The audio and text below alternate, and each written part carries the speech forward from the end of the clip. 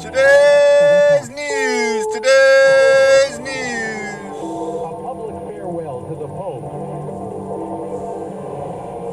Tesla in free fall. Profits drop 71%. A new report on air. Nearly half of Americans breathe unhealthy levels of air pollution. Good morning, I'm Peter King with the CBS World News Roundup. The public farewell to Pope Francis is underway. His coffin was moved from his papal apartment to St. Peter's Basilica early this morning.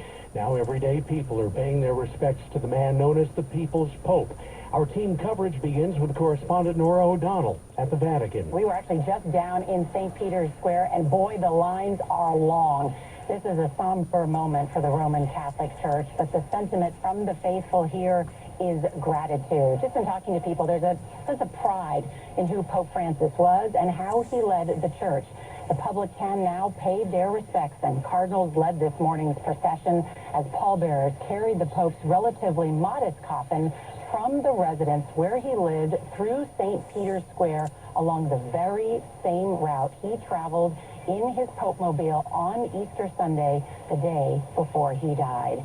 Crowds, as I mentioned, gathering here in St. Peter's Square, many of them since the early hours of this morning to pay their respects. They have until midnight tonight and then again tomorrow. The wait, we are told, is about 4 hours, but one woman told us Catholics will wait however long it takes, stop what they're doing to take Pope Francis for, in her words, changing the church.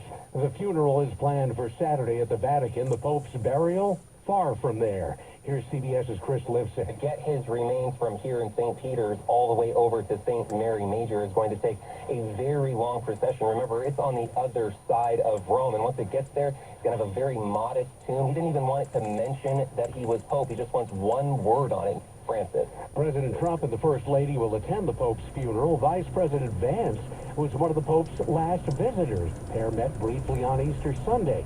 Vance spoke about that this morning during his visit to India. I knew he was very ill. I didn't realize how sick he was. The thing that I will always remember Pope Francis for is that he was a great pastor. People on the margins, poor people, people suffering from diseases, they saw in Pope Francis an advocate, and I think a true expression of Christian love. Just days after he called Federal Reserve Chair Jerome Powell a major loser for not lowering interest rates, President Trump now says he has no intentions of firing him. That sparked big gains yesterday on Wall Street, and this morning early trading shows that upward trend continuing. Elon Musk says he'll be spending less time in Washington and more time trying to fix electric car maker Tesla, which saw its profits take a nosedive of 71% during the first quarter. CBS's Ed O'Keefe. Elon Musk may run Tesla, but he's been a fixture around here at the White House since President Trump's inauguration, leading the administration's attempts to dismantle parts of the federal government. Musk is classified as a special government employee who is unpaid and legally can only work for 130 days in the president's first year. He said he's going to scale back his work with Doge starting next month. On Tesla's disappointing earnings call, he said he would be allocating more of his time to his company, but not all of it. I think I'll continue to spend a day or two per week on government matters for as long as the president would like me to do so. Tesla has suffered widespread backlash over Musk's controversial work with Doge, leading to protests and vandalism against vehicles and Tesla showrooms. Opening statements are over in Karen Reed's second murder trial in Boston. She's accused of running over her boyfriend, Boston police officer John O'Keefe, and leaving him for dead in 2022. The first trial ended in a mistrial. Here's CBS Boston's Christina Rex. The defense said the investigation, which involves Massachusetts state and local law enforcement, was corrupt from the start. They claim somebody else killed O'Keefe, a beloved Boston cop, and Reed is being framed. Corrupted by bias, corrupted by incompetence, and corrupted by deceit.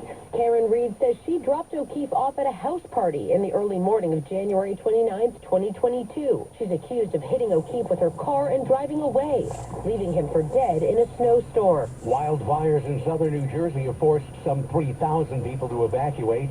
Those fires have burned through some 8,500 acres, and parts of the Garden State Parkway were shut down overnight. It's 5 past the hour. Think O'Reilly Auto Parts. It's 49 degrees in American Canyon. I didn't hear any good news, did you? I didn't think so. I guess it's all about the glass being half full. Well, as always, I want to thank you again for coming along.